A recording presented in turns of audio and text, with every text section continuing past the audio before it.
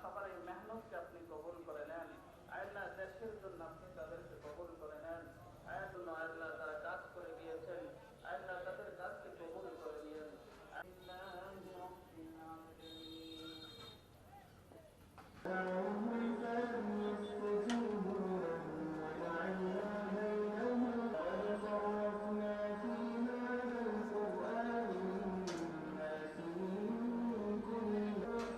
শহীদ president Ziaur রহমানের আজকে ৪৫তম শাহাদাত বার্ষিকী।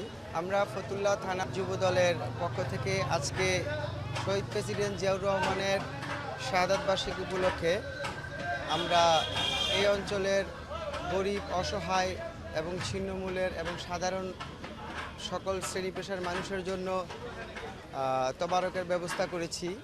এখানে আমরা দোয়ার আয়োজন করেছি।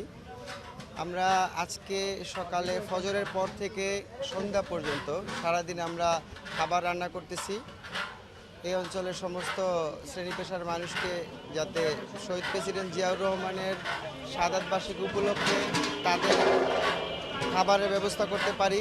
সেই লক্ষ্যে আমরা প্রায় 100 ডেগের ব্যবস্থা করার হয়েছে এখানে।